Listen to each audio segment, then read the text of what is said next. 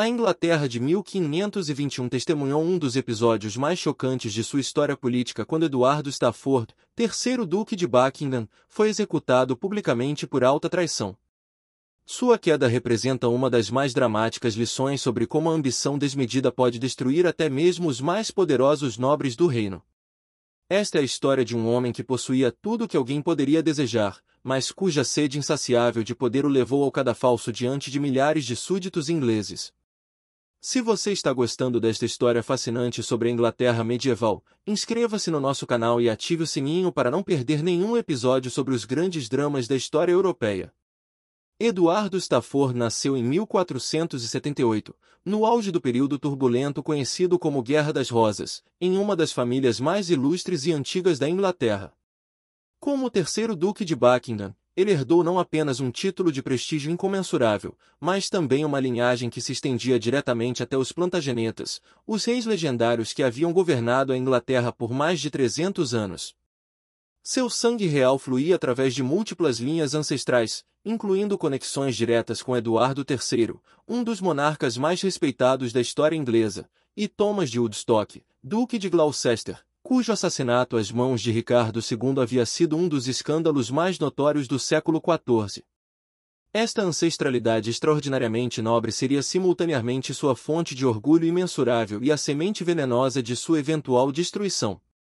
Desde os primeiros anos de sua juventude privilegiada, Eduardo cresceu imerso em histórias familiares sobre a grandeza perdida dos Plantagenetas, alimentando uma convicção crescente e perigosa de que merecia muito mais do que sua posição atual, por mais elevada que fosse, na corte do jovem Henrique VIII.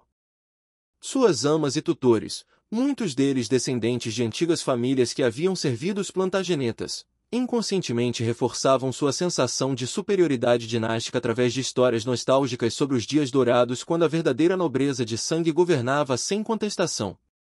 O jovem Eduardo herdou não apenas títulos nobres impressionantes e vastas propriedades, mas também uma sede quase patológica por poder que havia caracterizado sua família durante gerações. Seu pai, Henrique Stafford, segundo Duque de Buckingham, havia desempenhado um papel crucial na ascensão inicial de Ricardo III ao trono, apenas para posteriormente se rebelar contra o mesmo rei que havia ajudado a coroar. Esta rebelião custou-lhe a vida quando foi capturado e sumariamente executado após a fracassada rebelião de Buckingham em 1483. A ironia histórica desta execução não passou despercebida pelo jovem duque, que cresceu com sentimentos profundamente ambíguos e contraditórios em relação à dinastia Tudor que havia tanto destruído seu pai quanto posteriormente restaurado suas terras e títulos após a vitória de Henrique VII na Batalha de Bosworth. A restauração do Stafford pelos Tudors havia sido uma jogada política calculada por Henrique VII, que reconhecia a importância de reconciliar as antigas famílias nobres com o novo regime. Eduardo foi criado na corte Tudor, educado ao lado de príncipes e tratado com deferência considerável, mas esta generosidade real apenas serviu para intensificar sua convicção de que merecia ainda mais. Ele interpretava a restauração de sua família não como um ato de graça real, mas como o reconhecimento tardio de seus direitos naturais e superiores. O patrimônio que Eduardo herdou ao atingir a maioridade era verdadeiramente espetacular, mesmo pelos padrões da alta nobreza inglesa. Seus domínios se estendiam por vastas áreas da Inglaterra e País de Gales, incluindo o magnífico castelo de Torbury em Gloucestershire, que ele havia transformado através de anos de construção dispendiosa em uma das residências mais luxuosas e tecnologicamente avançadas de todo o reino. Esta propriedade combinava elementos de fortaleza medieval com inovações arquitetônicas renascentistas, apresentando jardins elaborados, salões decorados com tapeçarias flamencas caríssimas, e uma biblioteca que rivalizava com as coleções reais em tamanho e qualidade. Além de Torbury, Eduardo possuía o ancestral Castelo de Stafford, sede tradicional de sua família há séculos, Castelo de Maxstock em Warwickshire, propriedades extensas em Londres incluindo uma mansão impressionante na área mais exclusiva da capital, e dezenas de outras propriedades menores espalhadas estrategicamente por todo o país. Suas terras incluíam não apenas milhares de acres de terra agrícola altamente produtiva, mas também florestas extensas ricas em madeira valiosa, direitos exclusivos de mineração em áreas contendo depósitos substanciais de carvão e ferro, e direitos de pesca em rios lucrativos. A renda anual de Eduardo, derivada de todas essas fontes diversificadas, chegava à soma astronômica de aproximadamente 6.000 libras por ano, uma fortuna que o colocava firmemente entre os 3 homens mais ricos de toda a Inglaterra, superado apenas pelo próprio rei e talvez pelo arcebispo de Canterbury. Para colocar esta riqueza em perspectiva, um artesão especializado da época ganhava aproximadamente 10 libras por ano, enquanto pequenos proprietários rurais consideravam-se afortunados ao obter 50 libras anuais. A riqueza de Eduardo era literalmente 100 vezes maior que a de pequenos nobres provinciais. Mas nem riqueza, nem títulos, nem propriedades eram suficientes para saciar a ambição que crescia constantemente em seu coração como um câncer espiritual. Eduardo olhava para o trono inglês com olhos cada vez mais cobiçosos, alimentando pensamentos progressivamente perigosos sobre seus direitos dinásticos supostamente superiores aos da família real reinante. Ele passava horas incontáveis em suas bibliotecas particulares, estudando obsessivamente genealogias complexas e manuscritos antigos, buscando desesperadamente evidências documentais que pudessem sustentar sua crescente convicção de que sua linhagem Plantagenet o tornava mais legítimo, mais qualificado e mais merecedor da coroa inglesa do que os Tudors, que ele havia começado a considerar como usurpadores galeses de origem questionável. Em seus aposentos privados, Eduardo guardava cuidadosamente uma coleção impressionante de documentos genealógicos, muitos deles copiados por escribas especializados dos arquivos de grandes mosteiros, que traçavam minuciosamente sua descendência real através de múltiplas linhas familiares. Estes pergaminhos, iluminados com cores vibrantes e decorados com brasões elaborados, tornaram-se quase objetos de veneração religiosa para o duque. Ele os consultava regularmente, memorizando cada conexão dinástica, cada casamento real, cada geração que o ligava aos grandes reis do passado. Em sua mente perturbada, estes documentos constituíam nada menos que sua certidão de nascimento real, sua justificativa divina para reivindicar a coroa que ele acreditava ter sido usurpada ilegitimamente pelos Tudors. A educação que Eduardo havia recebido durante sua juventude era exemplar, representando o melhor que a educação aristocrática inglesa podia oferecer no final do século XV. Ele havia sido instruído por tutores excepcionais em latim clássico, dominando autores como Cícero, Virgílio e Tácito com fluência impressionante. Seu conhecimento de literatura medieval era enciclopédico, incluindo não apenas obras inglesas como os romances arturianos, mas também clássicos franceses e até mesmo alguns textos italianos da crescente tradição humanista. Era versado profundamente em teologia cristã, capaz de debater questões doutrinais complexas com padres eruditos, e demonstrava conhecimento considerável em questões práticas de administração militar e gestão de propriedades rurais. Esta educação refinada havia desenvolvido nele uma inteligência genuinamente aguçada e uma capacidade analítica impressionante, qualidades que em circunstâncias normais teriam feito dele um conselheiro valioso para qualquer monarca.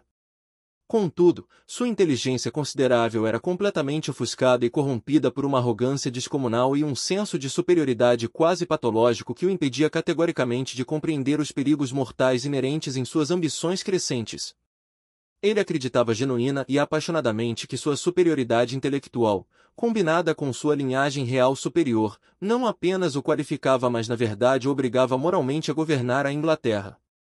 Esta convicção de superioridade se manifestava de maneiras cada vez mais problemáticas em suas interações sociais na corte. Eduardo tratava muitos cortesãos com desdém mal disfarçado, especialmente aqueles que haviam ascendido a posições de influência através de mérito pessoal ao invés de nascimento nobre.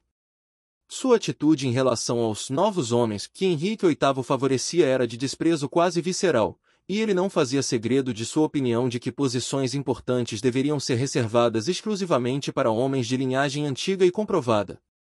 Henrique VIII, coroado em 1509 quando tinha apenas 18 anos, inicialmente considerava Eduardo não apenas como um aliado político valioso, mas quase como uma figura paternal substituta.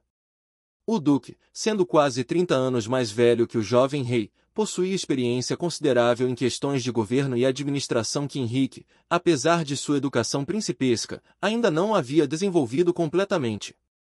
Durante os primeiros anos do reinado, Eduardo havia demonstrado lealdade aparentemente inquestionável, participando entusiasticamente de campanhas militares custosas na França, presidindo cerimônias importantes da corte com dignidade apropriada, e fornecendo conselhos sólidos em questões complexas de política externa e administração doméstica. O rei respeitava genuinamente a experiência e conhecimento de Eduardo, frequentemente solicitando seus conselhos em reuniões privadas sobre questões que variavam desde estratégia militar até diplomacia internacional. Eduardo havia demonstrado particular competência em questões relacionadas ao país de Gales, onde suas propriedades extensas lhe davam conhecimento íntimo das condições locais e dos sentimentos da população. Esta confiança real apenas reforçava a convicção crescente de Eduardo de que ele era, de fato, indispensável para o governo efetivo do reino. Contudo, por trás da fachada cuidadosamente mantida de vassalo leal e conselheiro sábio, Eduardo tramava secretamente com uma determinação crescente.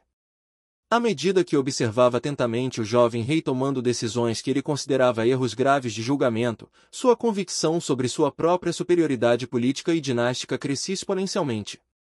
Ele via cada erro real, cada decisão questionável, cada momento de incerteza juvenil como evidência adicional de que ele mesmo seria um governante muito superior. Esta convicção se transformou gradualmente em uma compulsão quase irresistível de agir sobre suas ambições. Eduardo começou cautela mas sistematicamente a reunir seguidores potenciais entre a nobreza, iniciando conversas aparentemente casuais sobre genealogia e história dinástica que na realidade serviam como sondagens cuidadosas para identificar outros nobres que pudessem compartilhar suas frustrações com o governo Tudor. Ele sussurrava discretamente sobre seus direitos ancestrais, questionava sutilmente a legitimidade histórica da linha Tudor em conversas privadas com nobres cuidadosamente selecionados que ele julgava poder simpatizar com suas perspectivas, e gradualmente construía uma rede informal de aristocratas descontentes que poderiam potencialmente apoiar futuras ações contra o rei. A personalidade de Eduardo neste período era uma combinação tóxica de extrema arrogância, inteligência genuína mas mal direcionada, e um senso quase delusional de superioridade que o cegava completamente para as realidades políticas perigosas de sua situação. Seu desprezo por aqueles que considerava socialmente inferiores havia se tornado tão pronunciado que ele raramente se dava ao trabalho de disfarçá-lo em situações públicas. Ele desprezava abertamente muitos cortesãos influentes, incluindo especialmente aqueles que Henrique havia levado a posições de poder significativo vindos de origens relativamente humildes. Thomas Wolsey, o poderoso cardeal que havia se tornado o principal conselheiro e confidente de Henrique VIII, representava tudo o que Eduardo mais detestava no novo regime Tudor. Wolsey era filho de um açougueiro de Ipswich que havia conseguido, através de inteligência excepcional, educação eclesiástica e habilidade política considerável, ascender às alturas do poder real. Para Eduardo, esta ascensão representava uma inversão grotesca da ordem natural, onde homens nascidos para servir haviam usurpado posições que deveriam pertencer naturalmente à aristocracia de sangue. Seu ódio por Wolsey era tão intenso que se tornava quase palpável durante encontros oficiais, criando uma tensão atmosférica que outros cortesãos podiam sentir fisicamente. As tensões crescentes na corte começaram a se intensificar dramaticamente quando Eduardo, encorajado por sua crescente rede de simpatizantes nobres, passou a fazer declarações progressivamente mais ousadas e perigosas sobre seus alegados direitos ao trono inglês. Durante jantares elaborados organizados em suas propriedades particulares, ele começou a hospedar discussões aparentemente acadêmicas sobre questões de sucessão dinástica e legitimidade real que, na realidade, serviam como plataformas sofisticadas para expor e desenvolver suas teorias cada vez mais traiçoeiras sobre genealogia real e direitos dinásticos superiores. Estas reuniões, inicialmente pequenas e discretas, gradualmente cresceram em tamanho e ousadia. Eduardo convidava cuidadosamente nobres selecionados que ele acreditava poder simpatizar com suas perspectivas, além de acadêmicos, clérigos eruditos, e até mesmo alguns comerciantes ricos cujo apoio financeiro poderia ser valioso em circunstâncias futuras. As discussões começavam tipicamente com tópicos históricos aparentemente inocentes, mas invariavelmente progrediam para análises detalhadas das várias reivindicações dinásticas que diferentes famílias nobres poderiam teoricamente apresentar ao trono inglês. Durante estas conversas aparentemente eruditas, Eduardo apresentava sistematicamente argumentos elaborados e bem documentados sobre por que sua linhagem Plantageneta o tornava não apenas qualificado, mas na verdade obrigado por direito de nascimento a reivindicar a coroa inglesa. Ele argumentava apaixonadamente que os Tudors, apesar de sua vitória militar em Bosworth, permaneciam essencialmente uma dinastia de usurpadores galeses sem legitimidade histórica verdadeira.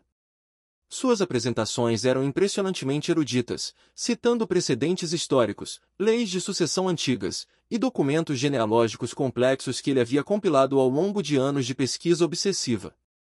Estas palavras extraordinariamente perigosas, inicialmente confinadas ao círculo íntimo de Eduardo, inevitavelmente começaram a vazar além de seus simpatizantes diretos. Alguns participantes destas discussões, seja por lealdade genuína ao rei ou simplesmente por medo das consequências de associação com traição, começaram discretamente a relatar o conteúdo destas conversas às autoridades reais.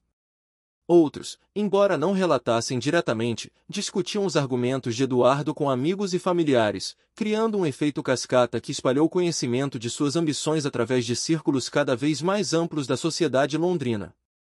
O sistema de espionagem que Henrique VIII havia herdado de seu pai e posteriormente expandido era surpreendentemente sofisticado e abrangente para os padrões da época.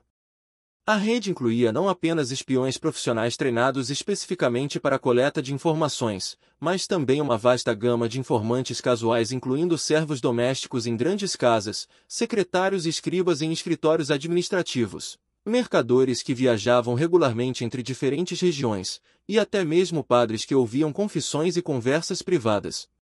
Cada comentário potencialmente sedicioso, cada reunião suspeita, cada carta interceptada era meticulosamente documentada e relatada através de canais seguros diretamente ao rei ou a seus conselheiros de segurança mais próximos e confiáveis.